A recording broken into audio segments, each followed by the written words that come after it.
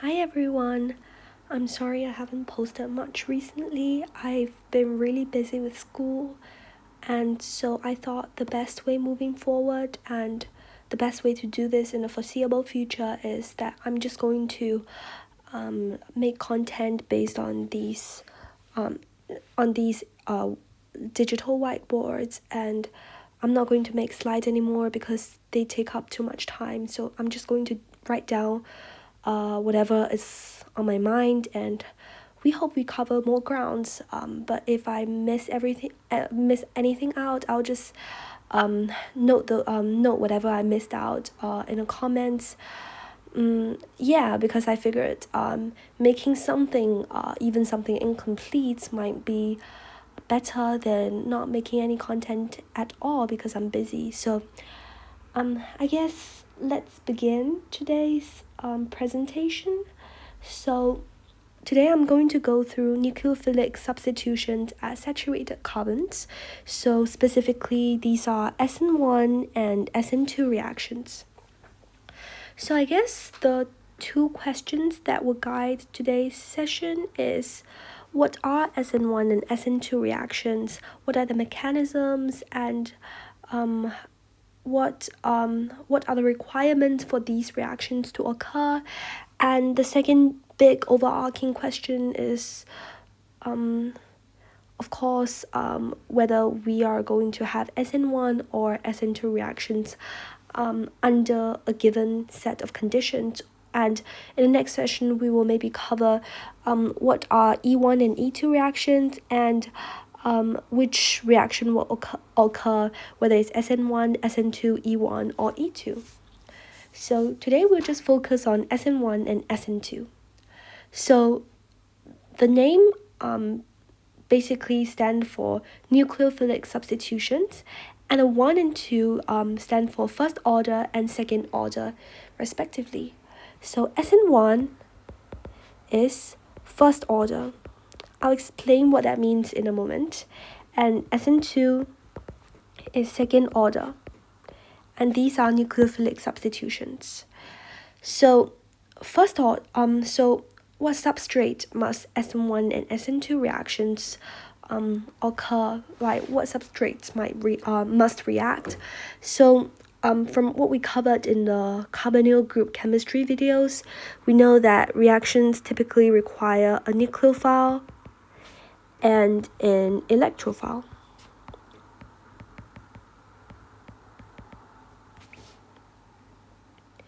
So when we say nucleophilic attacks, the main compound that we're focusing on is the electrophile, and the nucleophile basically attacks the electrophile.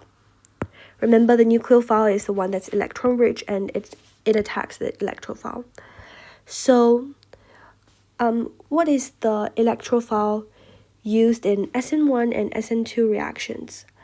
Well, the electrophiles are something with a saturated carbon and a leaving group. So the basic structure of an electrophile is, we don't care what the R group is, but we have a leaving group.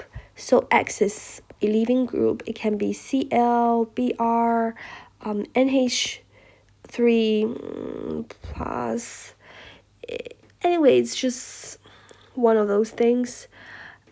This applies for both E1, E2, SN1, and SN2. So they are the electrophile is something with a saturated carbon. So this is the saturated carbon, meaning it doesn't have a double bond or anything like that, and it has a leaving group attached.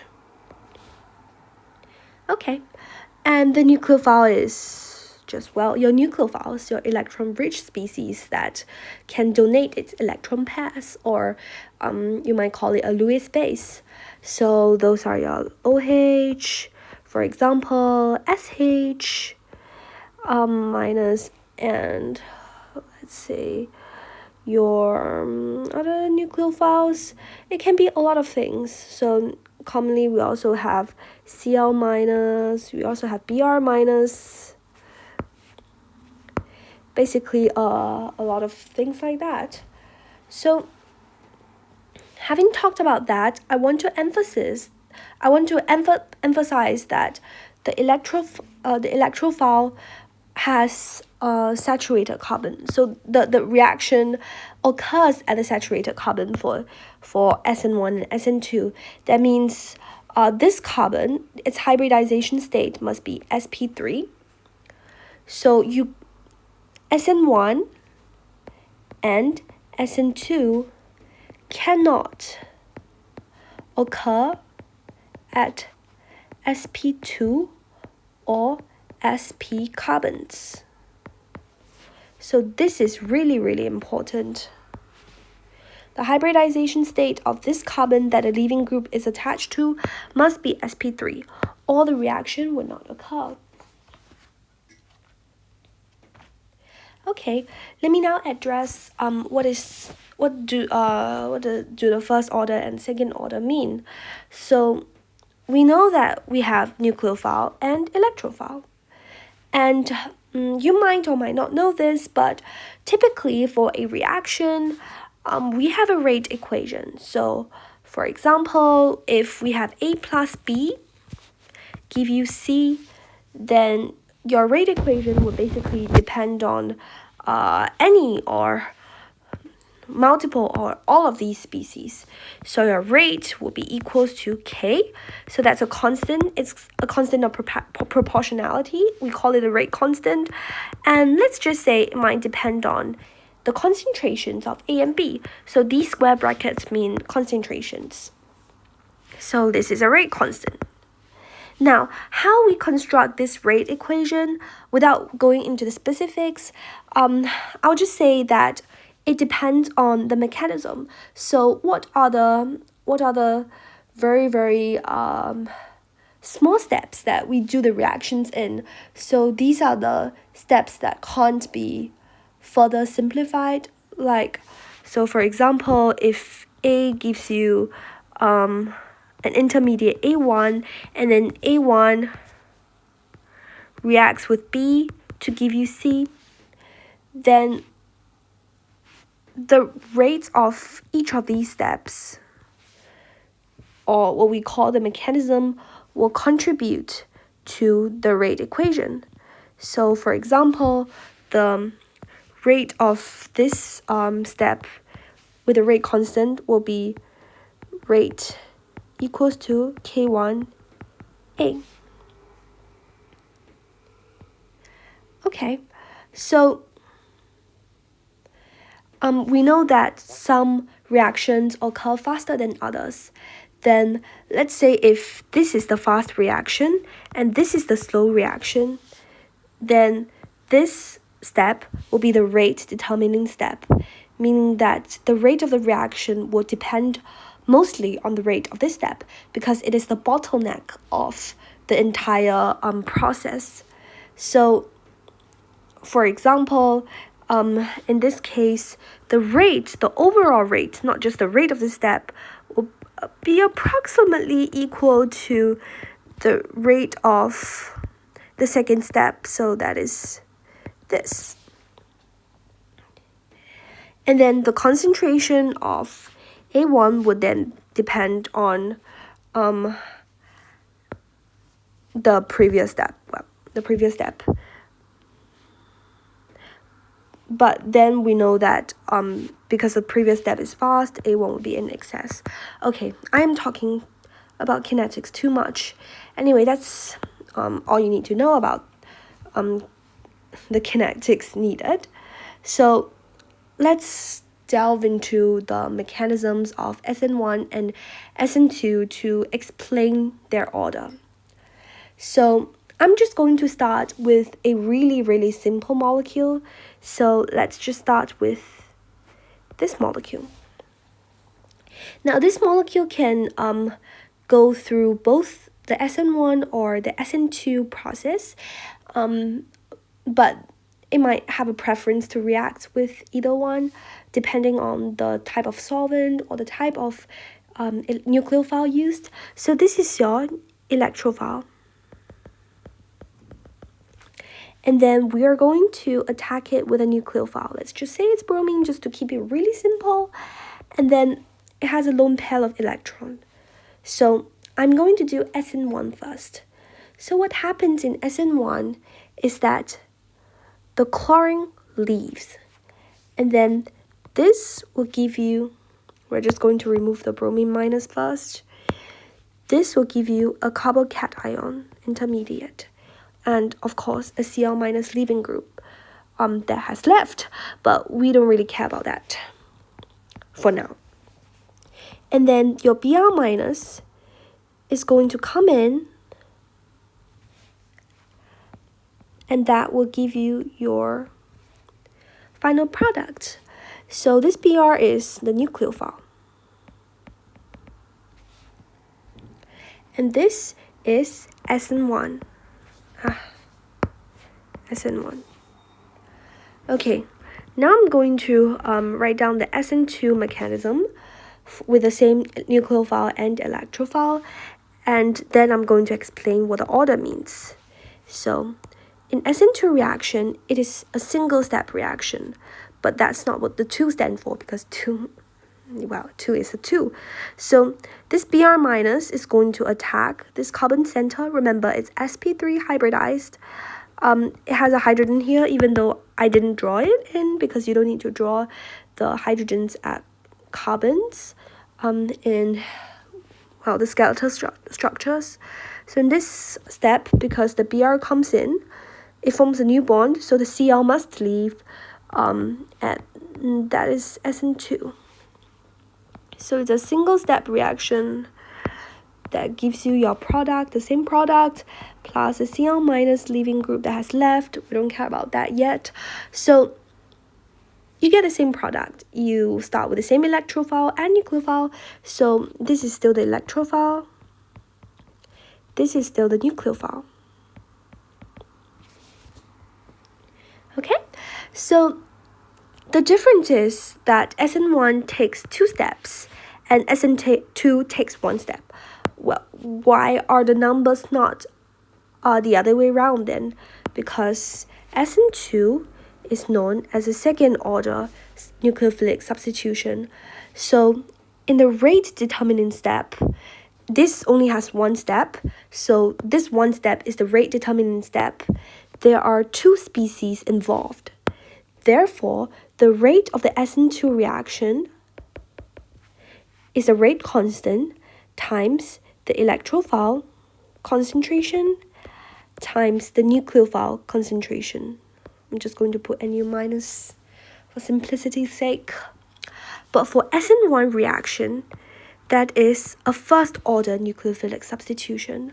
So the rate determining step is actually the first step. So that's the leaving of the leaving group. So I'm just going to go ahead and label this step as slow. So in this step, only 1 species is present. And that's why its rate equation is rate equals to K electrophile. Yeah, so that's where the names come from. And the order meaning how many species in brackets are there, like how many concentrations are there. So yeah, so for example, if I know this doesn't happen, but if you have 2 molecules of the same thing and they somehow react to give you something else, then in a rate determining step, then the rate will be equals to the concentration squared. This is called a second order. A first order means you only have 1 bracket. So okay. Anyway, that is beside the point, but that's just something I want to clarify. And the order of the reaction actually makes a difference in whether we want, or whether, not what we want, but whether SN1 or SN2 reaction will take place under a given set of circumstances. So we're just going to discuss that later.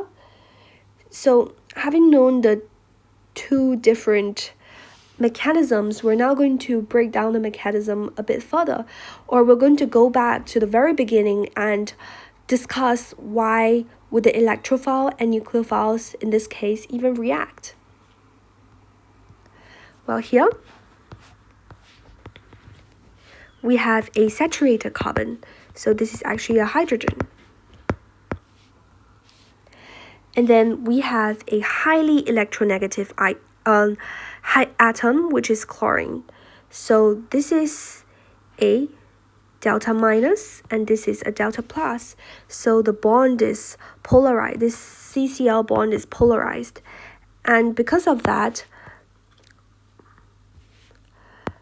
this carbon is somewhat electron deficient, and then nucleophilic species can attack it.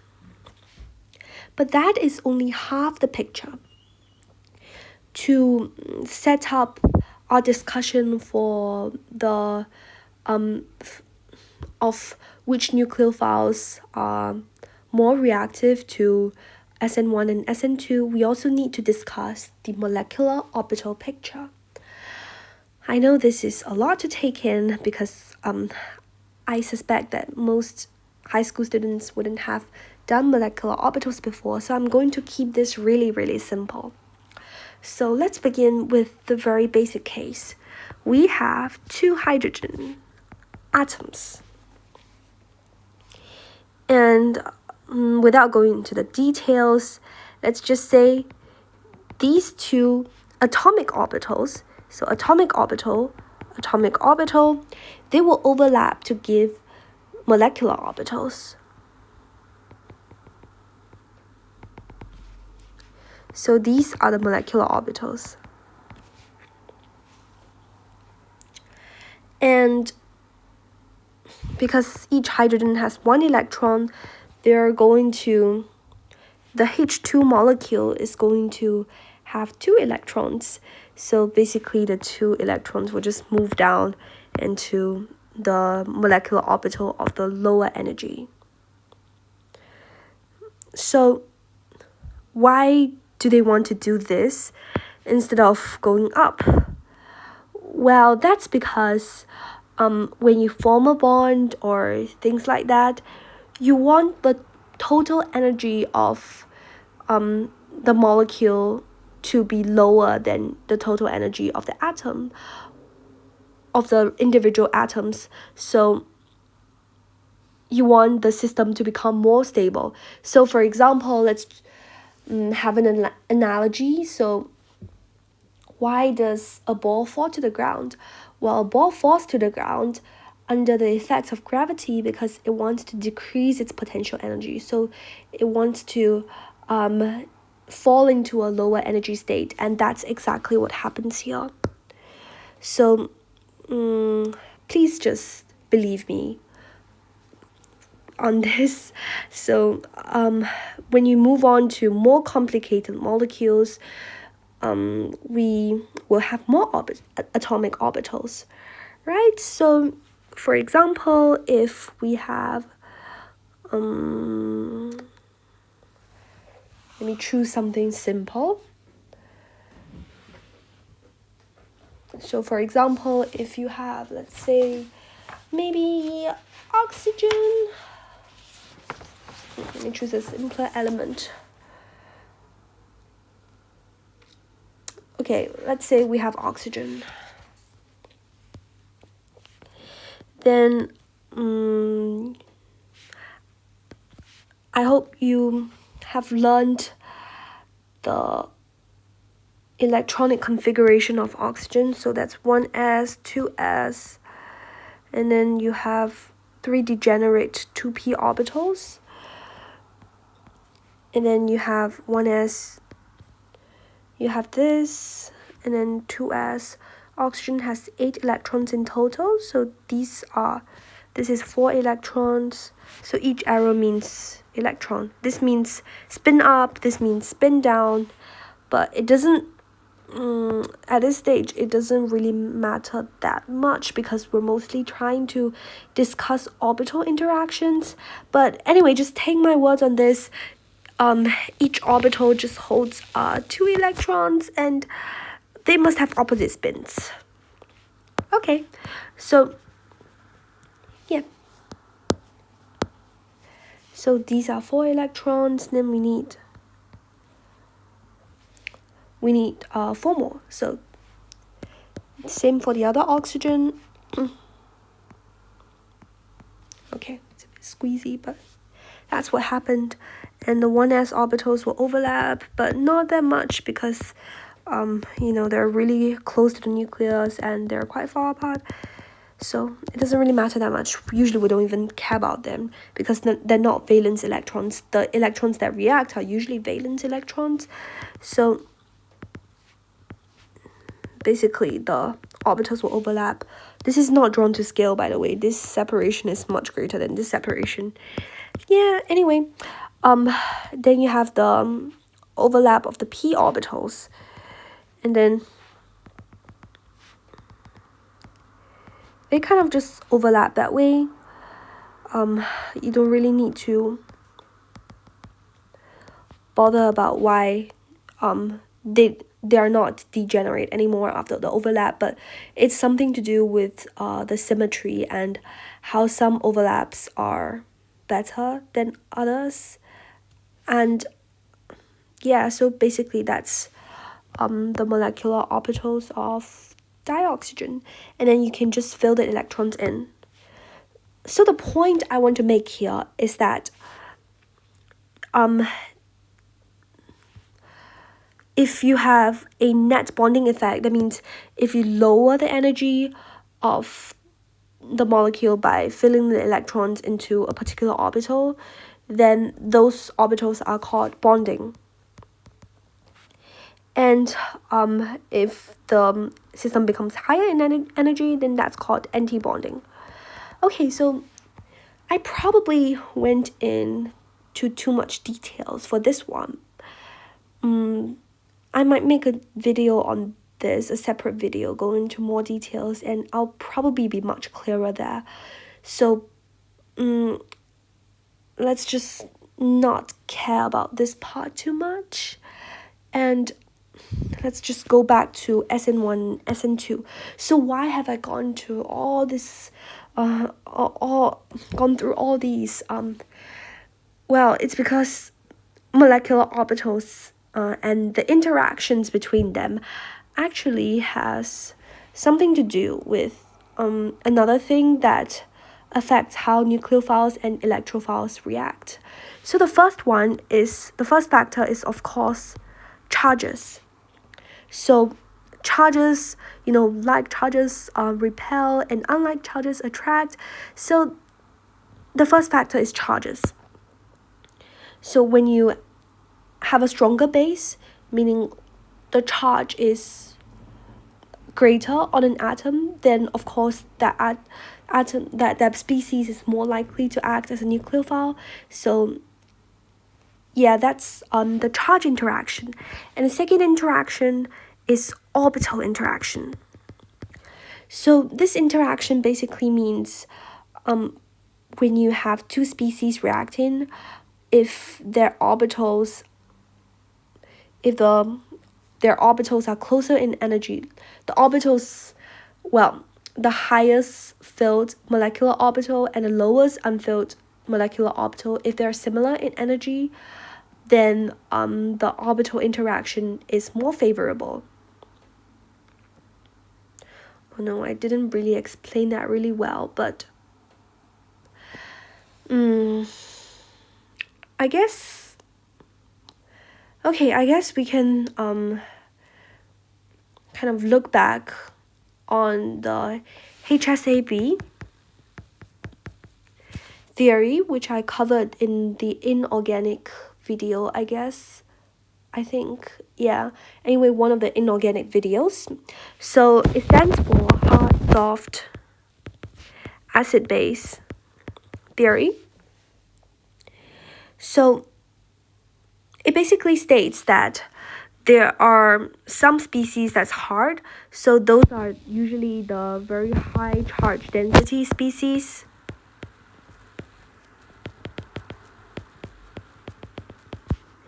And soft species are those that are very polarizable, meaning they're usually large, they have a very diffused electron cloud that can be pulled really easily, and their interactions are dominated by orbitals. So soft species like to interact with soft species because their orbitals overlap together better, and hard species want to react with hard species more because their charges interact with each other, so they attract each other more. So these are charges and orbital interactions in a nutshell. Now, why does that matter? Well, we can compare this to what we have covered last time, which is the nucleophilic acyl reaction, substitutions and additions. So what are the differences between these two reactions? Why we know that some nucleophiles, okay, we don't know this yet, but I'm just going to say it. Some nucleophiles that react better with this type of electrophiles, while some nucleophiles react better with this type of electrophile. Well, this is a charge-dominated reaction, and this is an orbital-dominated reaction.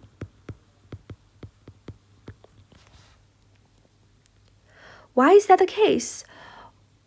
Well, okay, just to make both substitutions, let's make this an acyl chloride. So we know the nucleophile is going to attack here, and then this bond is going to go up, and then when a lone pair comes down, it is going to kick the chloride out. So this is charge dominated because oxygen is really, really electronegative, so is chlorine. So you have two electronegative atoms pulling the electron density away from this carbon. So electron density is drawn away. So this species, or rather this carbon center is really, really, really electron deficient. And that's why it prefers to react with a very electron-rich species via charge-dominated interaction, meaning this partial positive charge attracts this often negatively charged nucleophile really, really strongly, and they tend to interact that way. However, here we see only a chlorine atom, and because chlorine atoms are really not as electronegative as oxygen, and because you don't have an extra oxygen atom here drawing away the electron density, this carbon center here is actually not that electron deficient, and that's why it doesn't attract this nucleophile as strongly. However, this interaction is orbital dominated, which means that the overlap of the nucleophile's orbitals with this carbon's orbitals and also the leaving of the chlorine, they are all orbital dominated, so the electron flow from one source to another and then to another. So orbital interactions are really, really important in this case, and that's why this resembles a soft interaction. Well, it wants to have a soft interaction, so this electrophile here, it is soft, so it wants to interact with a soft nucleophile. However, this electrophile here is hard, so it wants to interact with a hard nucleophile, and it's why, because some nucleophiles are harder than others, they prefer to interact with an electrophile that is hard. So that is why some nucleophiles are better for acyl substitutions, while others are better for substitutions as saturated carbons. Well, really hope I explained it decently. I will probably put some extra readings in a comment section, so you can just check those extra resources to clarify some doubts, or you can just post your questions in the comment section, and I would definitely answer them when I have time. Yeah.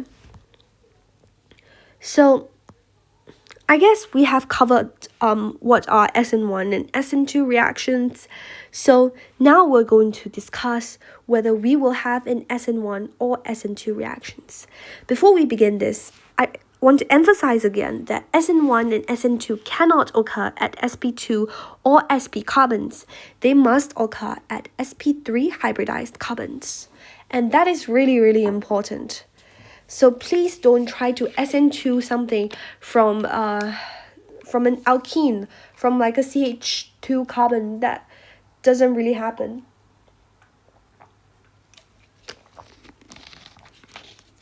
So SN1 or SN2. Well, there are some factors we need to consider again. So the first one is the nucleophile. The structure of the nucleophile, the reactivity of the nucleophile. And the second factor is the electrophile. Again, its structure, its reactivity, and yeah, those things. And then we also need to consider the solvent.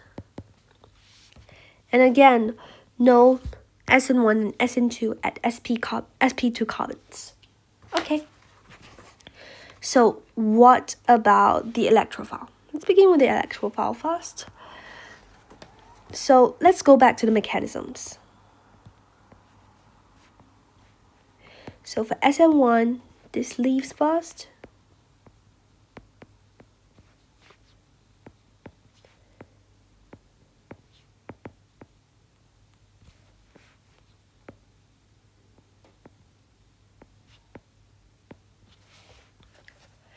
This is SN1. The first step is slow.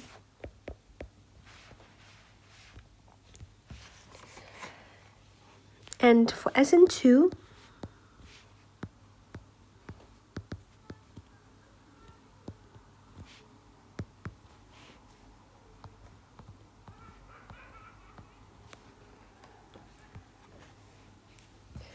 we have this one-step reaction. So this is SN1, this is SN2. So let's examine the electrophile. Well, we know that for SN2 reactions, the nucleophile is going to come in and it has to attack this carbon center as this chlorine is moving out, this leaving group is moving out. That means its requirement for sterics is important. So imagine you are, let's say you are going inside a very, very crowded room and you are going to tell your friend who's in that room to leave. So the more crowded the room is, the harder it is for you to go in and then kick your friend out. So that's an analogy. I'm actually pretty proud of that one. So yeah, that's why for SN2, sterics is very important. Well, for SN1, your friend just leaves by herself. So when you go in, you are basically not very hindered. So you just go in, because once your friend leaves, well, let's just say your friend wears one of those balloon things on her. So like she wears like a lot of balloons on her. So once your friend leaves, the rest of the people kind of rearrange themselves, and then you can go in the room more easily. So you are the nucleophile in this case. So if your friend leaves first, wearing her big balloon dress and walks out of the room, you basically get to enter unhindered and unopposed. Whereas if your friend is in one of those big balloon dresses and the room is really crowded and you want to go in, you will basically face a lot of barriers and you will have a lot of trouble going in. So let's put this in chemistry context. So I don't know if you have seen one before. Probably yes, for you probably seen one during O-level chemistry. So those are energy diagrams, and let's just say this is your starting compound, so that's the electrophile, and this is your product. I just drew an exothermic reaction because let's just say it's exothermic. And then you have an intermediate for SN1. So we're just going to do the energy profile diagram of SN1 first. So first, this leaving group has to leave. And for it to leave, you require some energy for it to leave. And then you have this intermediate. The intermediate is almost always higher in energy than the starting material because you want it to be more reactive so it can react further. And then the nucleophile comes in to attack this intermediate, and because they have both an orbital interaction, a very favorable orbital interaction, hopefully, and also a favorable charge interaction, they're going to interact quite easily. So the second step has a lower activation energy. So these are the activation energies. So we know that this activation energy of the second step is smaller, and that is why it is faster. So we have a starting compound, intermediate, final compound. Whereas for SN2, you have something like this. It is just a single step. And then if you have a really, really crowded carbon center, like for example, if instead of this secondary carbon center, you have something like this, then obviously it is very hard for your nucleophile to go in and attack this carbon center. And that's why its energy will be really, really high, and the corresponding rate will become very low. However, for SN1, the first step doesn't depend on, doesn't really require the nucleophile to squeeze past the components. So, like, the first step, the energy of the first step is virtually unchanged when you have this compound undergoing SN1 because, yeah, it's the same. And then the second step will be slightly higher in energy, but that doesn't really matter because the second step is non-rate determinant. So the activation energy will be higher, but not as high as the SN2 reaction. And that is why sterics is generally more important for SN2 reactions.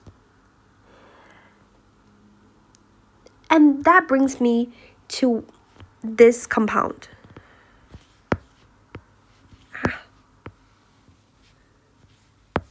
This is,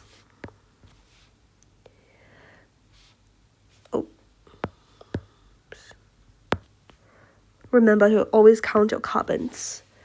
Okay, so for this compound, this is called a tertiary butyl group.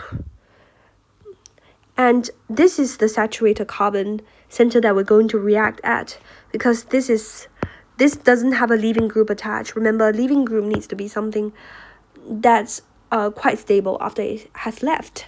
So we want a reaction to occur here, but SN2 cannot occur here at a rate that is, well, fast enough to be observed because of this very, very huge, very bulky group.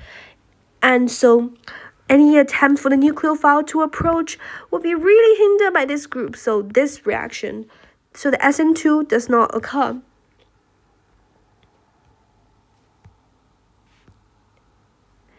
Now, why doesn't SN1 occur? That brings me to the next discussion point, which is the carbon-cation stability for SN1. So we know that there are some things that are electron donating and some things that are electron withdrawing. So the electron donating substituents or parts of the molecule are going to help stabilize this intermediate. So it's going to bring this energy down. And that is helpful because then the intermediate will be more stable, so it would be more likely to be to exist instead of going back to the starting compound.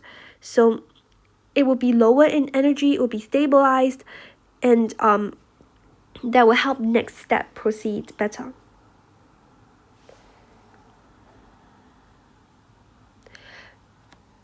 So for SN1, carbon-cation stability is important. The more stable the carbon-cation, the more likely SN1 is going to take place over SN2. Because at first glance, SN2 seems really fast, like it's one step, but SN1 takes 2 steps. So you might expect SN2 to always be faster, but that is not the case.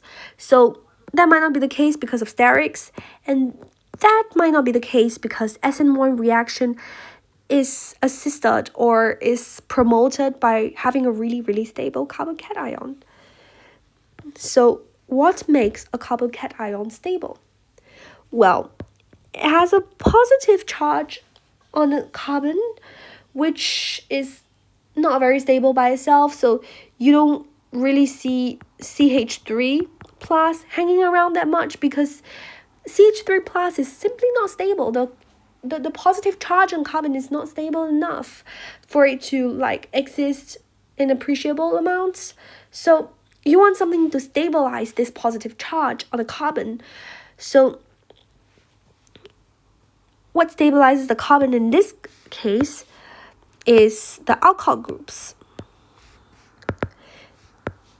I'm not going to cover the molecular orbital picture again, but something that can stabilize carbon-cations are electron donating substituents. It means things attached to the carbon-cation center that donate electron density into the carbon-cation center, making it less electron deficient and therefore making it less likely to collapse and form back the starting compound, and basically make the whole reaction proceed faster and more completely. So electron donating substituents. The first are alkyl groups. So those are your methyl groups, ethyl groups, tert-butyl groups. But remember, each of these substituents only count once. So when we have something like this, we say there are 2 electron donating alkyl groups. When we have something like this, we still have 2. For something like this, we still have 2. And for something like this, it's still 2. So see, the exact alkyl group that is there doesn't really matter that much. We just want to know how many of these surround the carbon-cation center, the cationic center. So the more, the better. So alkyl groups are electron donating, and the effect is called hyperconjugation. It's something to do with the overlap of molecular orbitals, but I'm not going to cover that in the video, but I'm going to put a link below the video so you can check out this effect if you're interested. For now, we just need to know that alkyl groups are electron donating. The more, the merrier. This is considered an alkyl group, this is considered an alkyl group, this is 1, this is 1. So it doesn't matter how long the group is, it is just 1 if it joins the carbon-cation center once. Okay, Another one is phenol rings, and basically carbon double bond systems as well. So if you have something like this,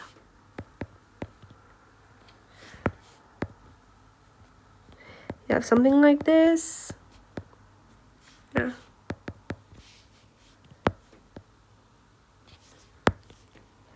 or if you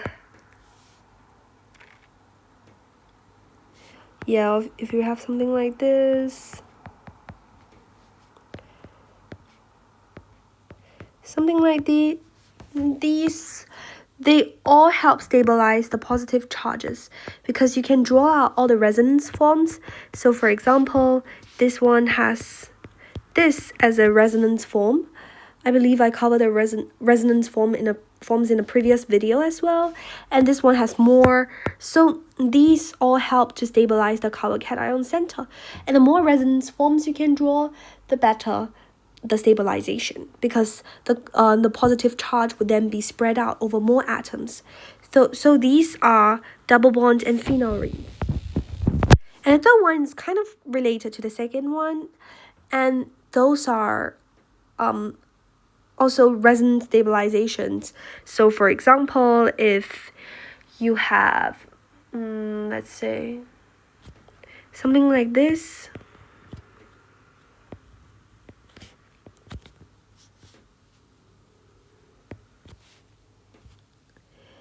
then the departure of the chlorine in the first step can actually be assisted by the lone pair of the oxygen. So normally, if you don't count the contribution of the oxygen, you might draw something like this. Why did I even draw a ring? It's not necessary. So for example, instead of an oxygen there, you just have a normal carbon there, and then you have your chlorine, and then the chlorine leaves, and you have a positive charge here. Well, for this molecule, if you do the same, then you have this. And then you can draw a resonance form like this. So this is also resonance stabilization. Okay, but this is also called neighboring group participation or lone pair participation, where the lone pair on the oxygen helps speed up the first step of the SN1 reaction. So the intermediate actually gets pushed down in energy, and this actually gets lowered in energy.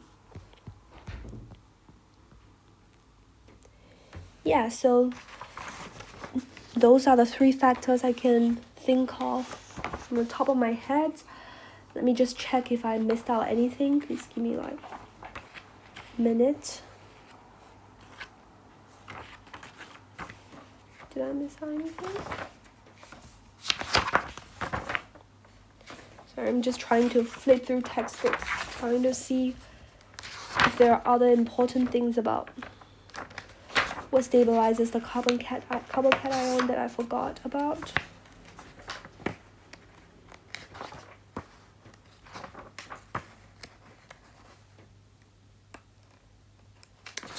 I think that's about all.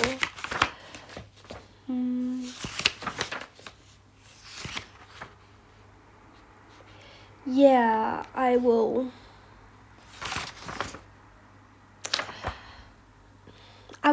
just leave a comment if I have missed out anything. So anyway, carbon-cation stability is important, and it can be improved by having more electron donating substituents. Conversely, if we have electron withdrawing substituents, it is bad for SN1. So electron withdrawing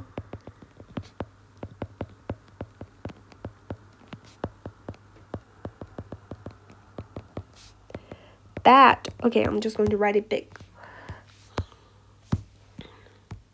Okay, so you might say, isn't oxygen very electron withdrawing?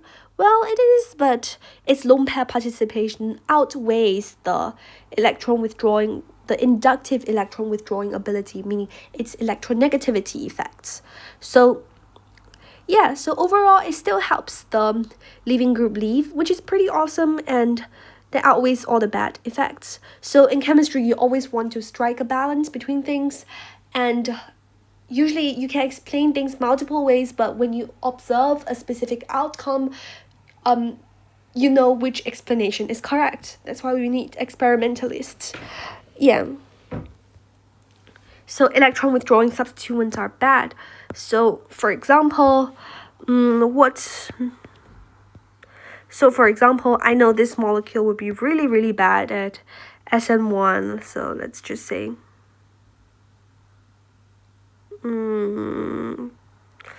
let's just put another Cl here.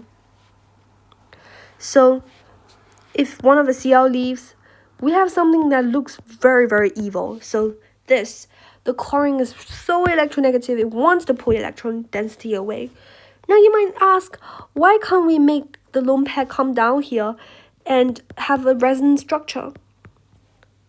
Well, it might come down a little, but the effects are not that great because chlorine is really, really large. So this lone pair resides in its p orbital, in its 3p orbital, and the carbon cation only has a vacant 2p orbital, so it's really hard for them to overlap compared to if you have an oxygen, so it's just the right size to overlap.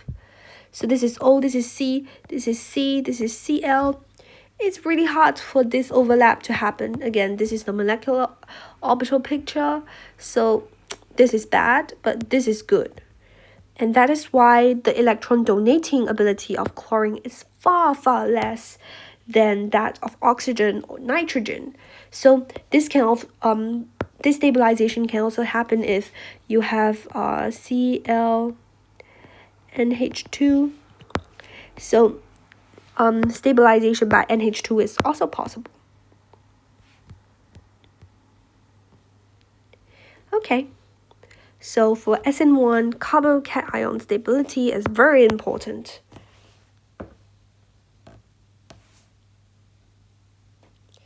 Now, you might ask, actually, how does the SN2 reaction occur? Like for the nucleophile to squeeze past everything and for the chlorine to leave, for the leaving group to leave.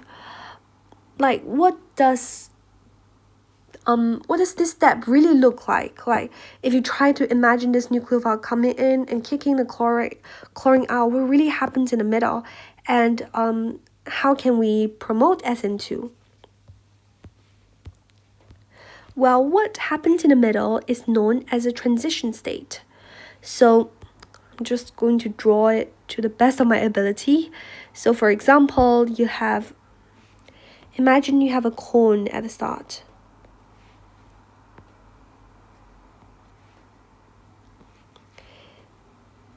And then this is your carbon. This is your leaving group. We're just going to say it's chlorine. And then you have your 3 bonds.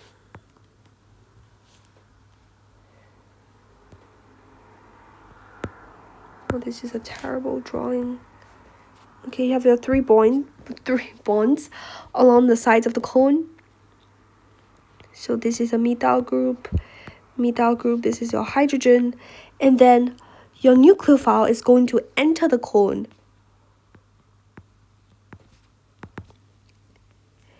And then it pushes the cone this way. You can imagine the cone slightly gets like flatter and flatter until it gets squashed, and then it goes in that direction. So in the moment that it gets squashed, that's what's known as a transition state. So you have your carbon here, you have your methyl group. I'm just going to use the stereochemical notation to make this less hard for me to draw. H. Okay, so in the middle, this is your nucleophile, and this is your leaving group. And remember, we started off with a negative charge and an uncharged species, so the transition state must be negatively charged, because we can't just make charges disappear. Like, charges are conserved. Okay, so this is a symbol for transition state. This I think my teacher called it a knife symbol. Yeah, anyway, then after the cone gets completely flipped, then we have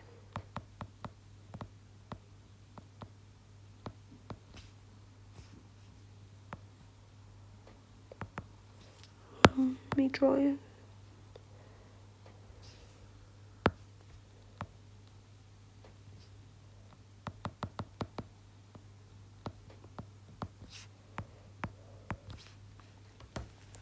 So this will be our end product.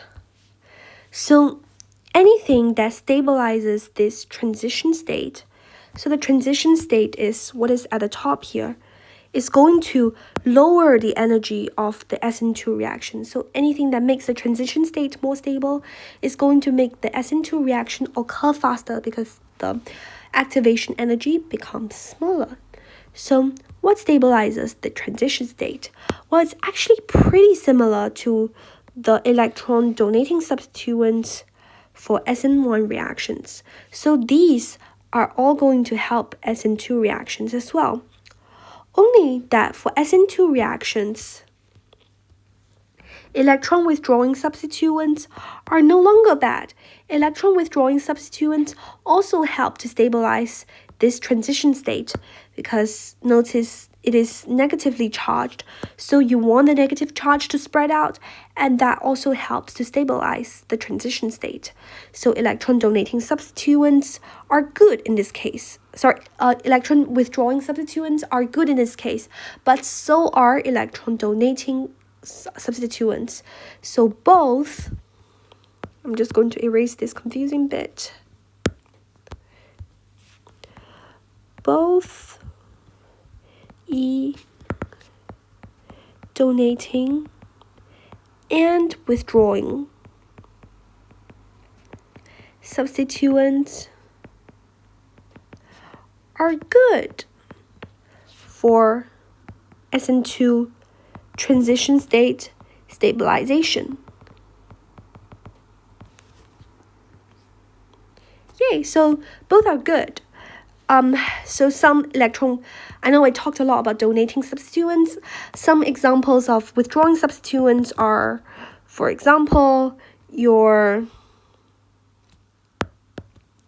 acyl group. So for example, you have this, then this is actually very good, a very, very good substrate or electrophile for SN2, because this is really electron withdrawing, so it's going to pull electron density away from the saturated carbon in a transition state, and because of that, it is really reactive to SN2 reactions. So this position is actually very, very good. So yeah. And some other components, some other substituents that are electron withdrawing are your electronegative elements and let me think. And your phenol rings can actually be either donating or withdrawing depending on the circumstances. So we don't really know, but we know that it helps. So we know the most boring case is probably alkyl groups. So compared to everything else here, alkyl groups really suck at electron donating. So they're not going to help that much for SN2, but they are going to help very much for SN1. And that is because only electron donating substituents can stabilize SN1 reactions, and you really don't have that many here. So alkyl groups are going to help for SN1, and having more alkyl groups actually increases the steric hindrance around the carbocation center, which is bad for SN2, which means alkyl groups don't help SN2 that much, but they do help SN1. So that is something that will help you differentiate between SN1 and SN2 reaction, differentiate between exactly which one occurs. I mean, most of the times, both occur to some extent. Like for this compound, both occur somewhat slowly and both occur still. Yeah, so both electron donating and withdrawing substituents are good for SN2 transition state stabilization. So every factor we have talked about here, plus withdrawing substituents like this or like this. No, remember you can't SN1 or SN2 and an sp2 carbon.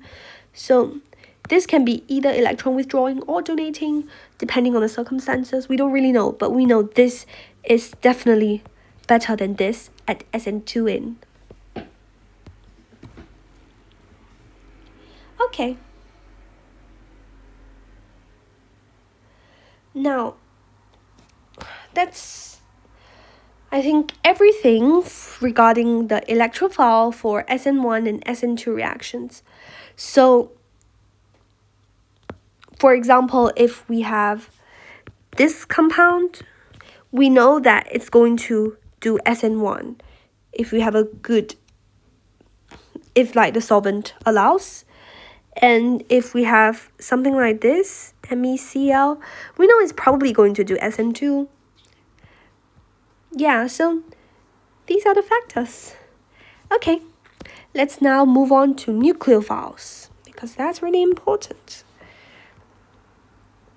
We will talk about nucleophiles in greater details and how to tell between the elimination and substitution reactions in the next video as well, because that really comes into play. So the exact type of nucleophile really matters.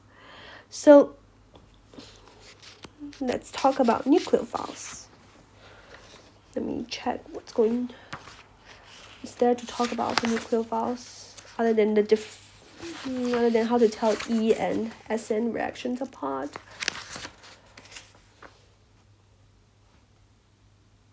Oh right, I think I haven't mentioned this yet, but let's look at the rate equations for SN1 and SN2 reactions. The nucleophile is inside the rate equation for SN2, but not inside the rate equation for SN1. That means nucleophile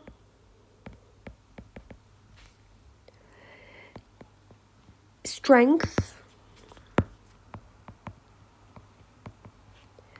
or nucleophilicity is important for SN2 reactions.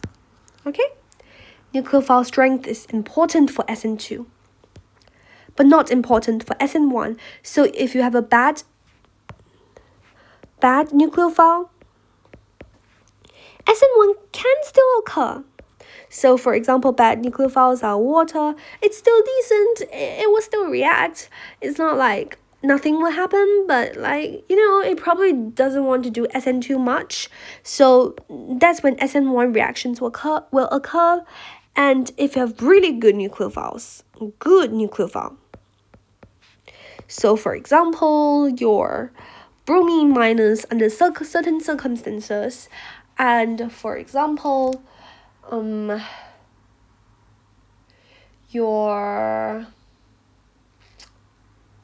another really good nucleophile.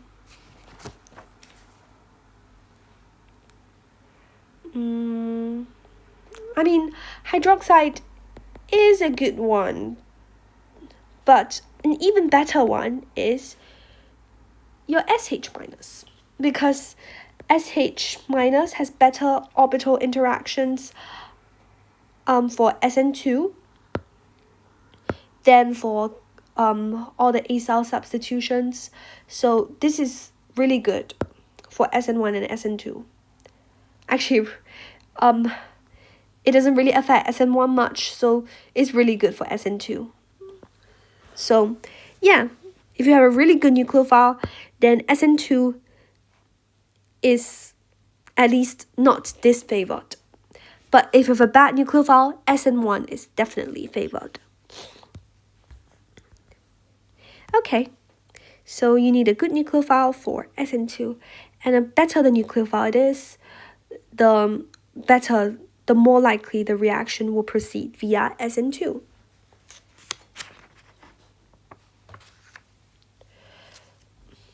So yeah, so remember SN2, for SN2, we need to consider the orbital interaction. So recall the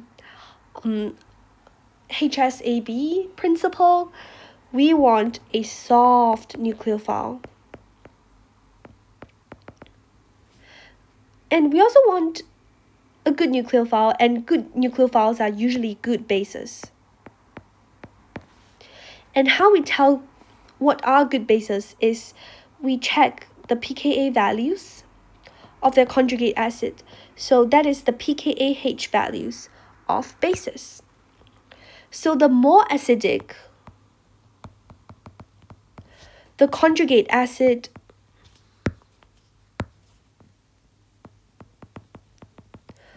of the nucleophile, the more stable the nucleophile is, the less reactive and the less nucleophilic the nucleophile is.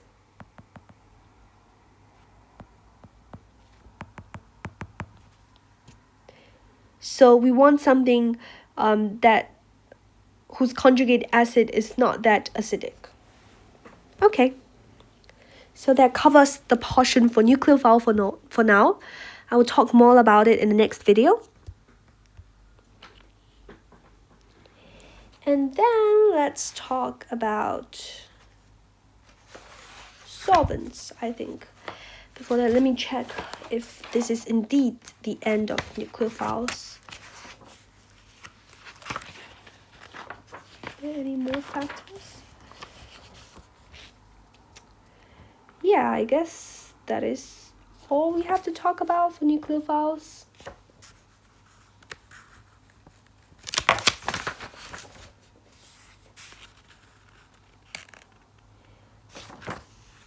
Yep, that is all. Oh, I forgot, there's another factor here, and that is the leaving group. And I think I will talk about this first before solvents, because it's kind of related to the nucleophiles, because we want something that is a good leaving group. So good leaving groups are usually bad nucleophiles. And the better the leaving group, the faster both SN1 and SN2 reactions will occur, because let's look at the rate equations. Both of them depend on the concentration of the electrophiles. So having a better leaving group will make the electrophile will make it more reactive and increase the rate constant. And so having a better leaving group will, let me find a diagram. Where's the diagram? Yeah, it will increase this energy, therefore making this jump smaller. So that will increase the rate for both SN1 and SN2. So leaving groups are bad nucleophiles. So we just need to find a bad nucleophile based on these rules. So yeah,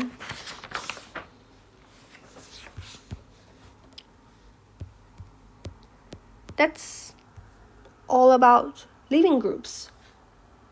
No, actually, there's another thing about leaving group.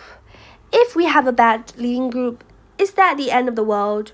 Does that mean both SN1 and SN2 are disfavored? I guess yes, but that's not the end. We can do something about it. So a bad leaving group is, for example, your OH minus or your OR minus. So it's your alkoxide, so it's your hydroxide and alkoxide. So what can we do about it? Well, the easiest way is to protonate it. So for example, if we have ROH here, we can have a strong acid that protonates this oxygen.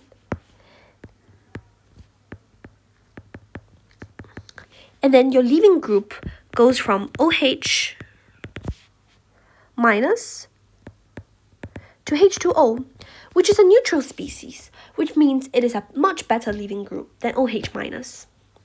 So that is when a catalyst is really useful, and that will increase the rate of the reaction, making it better for both SN1 and SN2. Another way we can do this, so this can be OR as well, and then this will just be ORH. Another way is we can make a sulfonate ester. Sulfonate ester. Let me just spell it, because I'm not the best at pronouncing stuff. We want to make a sulfonate ester. So we have OH here, and then we are just going to add TSCl with pyridine. And that will help us turn it into OTS. And OTS minus is a really good leaving group, because TSOH, that's an organic acid, is really acidic with a pKa of, I might be wrong on this, I think it's around 0.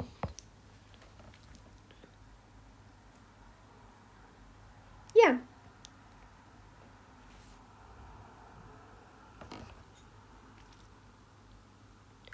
Oh, I think after checking the book, it's 1.3. Yeah, but still, it's a really strong acid, and that makes OTS minus a really bad nucleophile, and therefore a really good leaving group.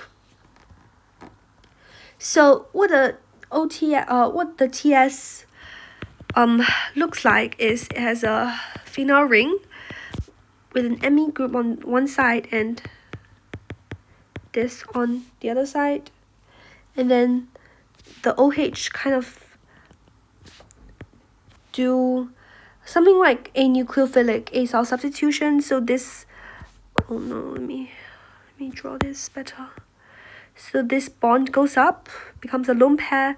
The lone pair comes down, become the bond, meanwhile kicking out the chloride.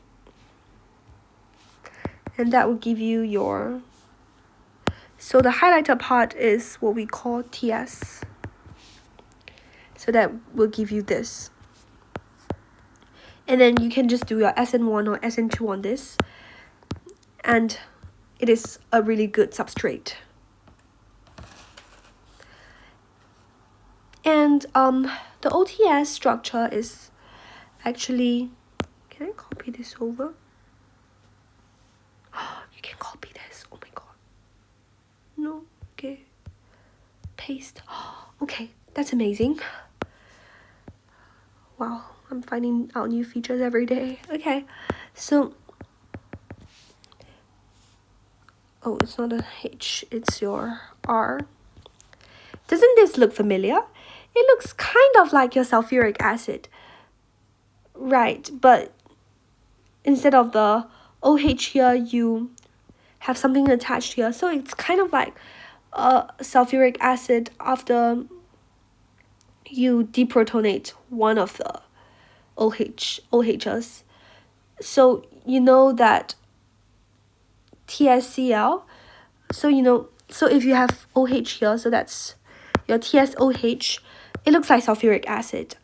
It is indeed very acidic, like sulfuric acid. So that's why your TSOH is very acidic. Yeah. So OTS minus is a really good leaving group.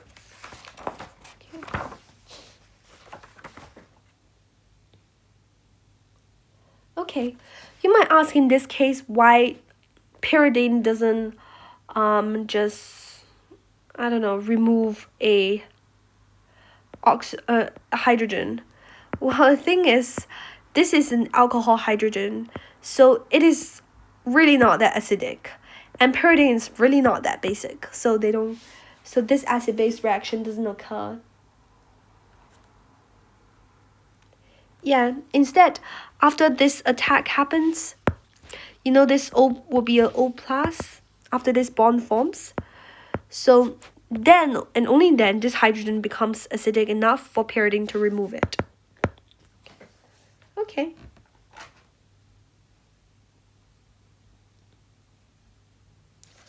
And this compound actually is used very often to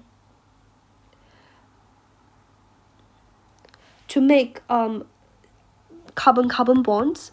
And carbon-carbon bond formation reactions are really important because there aren't many reactions that you can do to form these bonds. Some of them are organometallic reactions, which are quite, so those are not your easy reactions. Well, this is a relatively simple one. So for example, you have your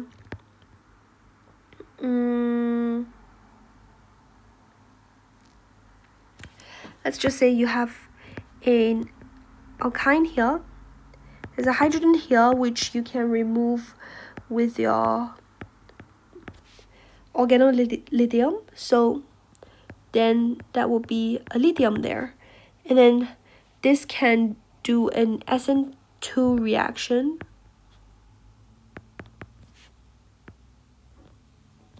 Here, leading you to have this. So you see a carbon-carbon bond is formed, and this is a useful reaction, and it is really useful to know.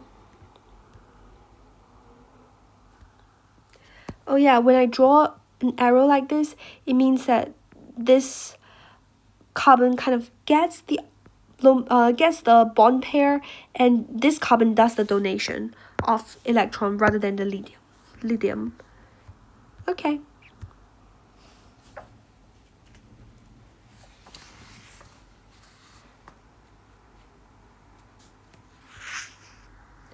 Now, we know that OH and OR minus are not very good leaving groups. So, what is the exception to this rule? Because we know in chemistry there's always an exception, right? And that is epoxides.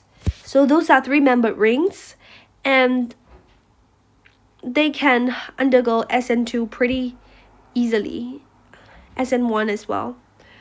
So, wait, SN1, yeah, if you have like something like this, then yeah, it can undergo SN1 pretty easily as well. So this is because this molecule is highly strained. So you can just have your nucleophile attacking this, and this will leave.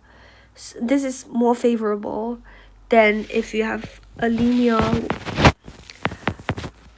this or this because of the strain. So the starting energy is higher.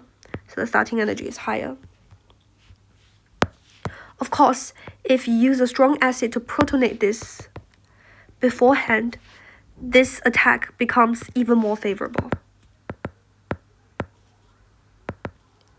Yeah.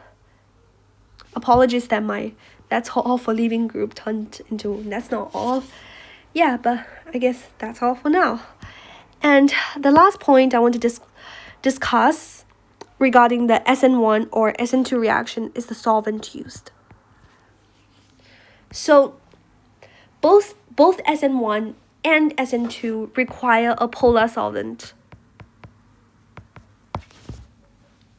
So you want the compounds to be dissolved. You want the starting materials to get dissolved, or they can't get close to each other. So you want a polar solvent. And polar just means that the atoms have like an electron negativity difference, like between the atoms of a bond, and then that causes a dipole moment. And the dipole moment is a vector, and basically you don't want the vectors of the dipole moments to cancel out, and that makes something polar, and you can have different degrees of polarity. Anyway, SN1 is promoted by having a protic solvent, well, SN2 is promoted by having an aprotic solvent. Okay, I should probably remove the A and N to avoid the confusion. So both need polar, but SN1 is promoted by protic, SN2 is aprotic. So that means, what does protic mean? Protic means that you have a, let's say, somewhat acidic proton. So for example, your protic solvents are your alcohols, with the alcohol proton being a little bit acidic, slightly acidic. It's your water, yeah, it's the hydrogen is slightly acidic as well. It is your, well, your carboxylic acids, but we don't really use that here that often. Let's think of something else. Let me check what are some other examples. They just won't come to me at this moment. Yeah, I guess knowing those three is sufficient for now. Then for your aprotic solvents, those are the ones that don't have a very acidic proton. So those are your acetone or your ketones. Your another example is this molecule that is called DMF, and it is used quite often in reactions, but it's also not very good for you. Well, like a lot of reagents are. This is called DMSO, so this is called DMF. This is called DMSO, and they're often used as aprotic solvents. Now, why does the solvent matter? For protic solvent, it matters because protic solvents help stabilize the leaving group after it has left. So for example, this is your leaving group, let's say it's Cl minus, and then your protic solvent, let's say it's H2O, forms hydrogen bonds with this leaving group that has left. Therefore, it kind of traps this leaving group that has left, preventing it from going back, and forming back the electrophile again, thereby making the forward reaction better. Yeah, and another thing is that it's pretty good for the carbocation ion as well, because your carbocation ion wouldn't, yeah, it's pretty good for carbocation ion. Your oxygen can probably also form some hydrogen bonds with a carbocation ion. I don't know, like it also kind of stabilizes that, but that can also happen for the aprotic solvent, to be fair. So yeah, the main factor is definitely that it can stabilize the leaving group after it has left, preventing it from acting as a nucleophile. Now, for SN2, polar aprotic solvents are usually used because first, if you have a protic solvent, then there's always the risk of this hydrogen, this proton running off with your nucleophile. So you don't want your nucleophile to end up in this position. You want your leaving group to be trapped in these. And in SN1, if your nucleophile gets trapped, that's okay because it's not involved in the rate determining step. But for SN2, because the nucleophile is involved in the rate determining step, you don't want it to get trapped, so you can't afford for this to happen. Instead, to further help your reaction, because your nucleophile is usually negatively charged, it usually comes in the form of a salt. So you need a counter ion to balance this charge. So for example, it's lithium, sometimes it's sodium, so sodium something, and then the nucleophile will take its lone pair of electrons and do its nucleophile thing, but you have this counter ion. And your aprotic solvent is good for dissolving this counter ion, but it's not good for dissolving the nucleophile itself. So while this gets dissolved, your nucleophile is basically free to do its attack. It's free to attack the electrophile that you want it to attack. Instead of staying in its kind of trapped form, it gets released into the job and it does its job very well. So aprotic solvents are very good for SN2 reactions. So for example, a sodium can kind of chelate to the oxygen on acetone, and that kind of disables the sodium, and that releases the nucleophile, because the nucleophile was attached to the sodium. Now it's no longer, because its job has been replaced by all these acetone molecules that are just hanging around, and then it's free to do its job. Now, what is the best solvent? Well, the best solvent is sometimes if the two things are can dissolve in each other. If the electrophile and nucleophile naturally mix together, it's okay to not have a solvent sometimes. Or if, for example, you're doing an SN2 reaction and you are using an alcohol as your nucleophile, then you can use it as a solvent as well if a protic solvent is needed. So sorry, if you're doing your SN1 reaction, then you can use your alcohol as a solvent because it is protic, and you don't need to be afraid of the solvent kind of acting as a nucleophile, because the solvent is the nucleophile, so you won't have a competing reaction, and that's why you should always consider using one of the reagents as a solvent. So yeah, that covers the solvent effect. Now we're going to move on to a question that I forgot to mention. Well, I keep forgetting to mention things, but this is really important. So how do we know SN1 or SN2 has occurred?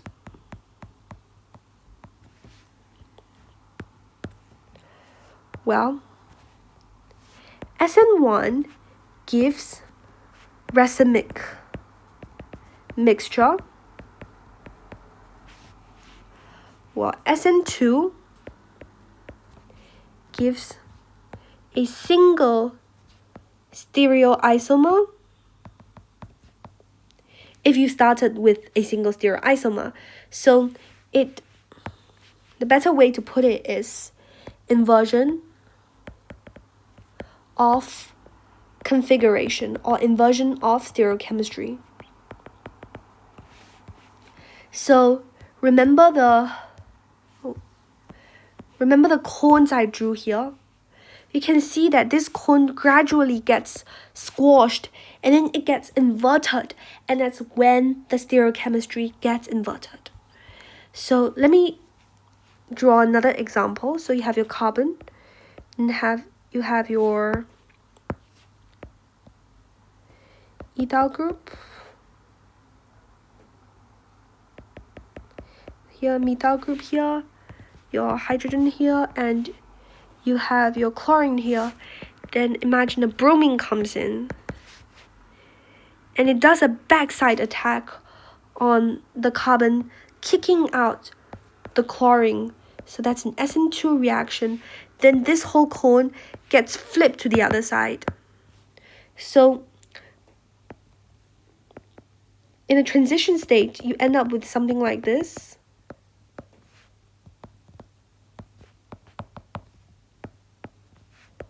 These are like partial bonds. Remember to put the negative charge and the knife symbol. And then at the end of this transition state,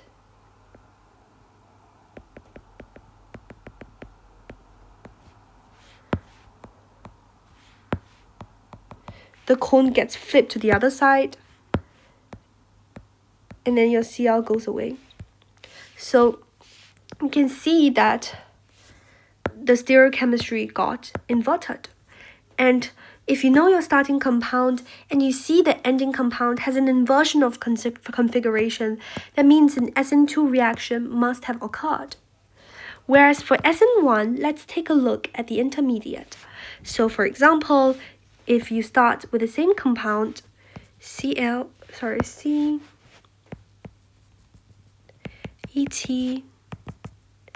Me, H, Cl, and after the Cl has left, you have something that is trigonal planar. So this is ET, Me. So this is your carbocation. And then your Br minus can come in through either the top or it can come in through the bottom. This is basically a 50-50 chance. The chances might vary slightly, but it's never 100%. So for example, if you have something that has a chiral center inside this component, I mean ET doesn't have one, but let's say you have a substituent with a chiral component, it might hinder the approach of Br from one side slightly, but it will not stop it from attacking, well, most of the times. So this is called, this is not specific. This is called stereospecificity. While in this case, the best it can get, like the best stereochemical outcome, or the most extreme case you can get, is stereoselectivity, meaning one stereochemistry or one configuration is preferred over another, while stereospecificity means 100% of your product will have an inversion of configuration. It's not like a 50-50 or 40-60, it's 100%. So that's the difference between SN1 and SN2. There is another important thing that I want to talk about, and that brings me back to this case. So we know that SN1 doesn't occur in this case because this is not stable, because it only has one alcohol group attached. So SN1 also does not occur. Now, what's another compound that doesn't allow SN1 or SN2 to occur? Well, imagine you have something like this. Well, I'm not very good at drawing this, but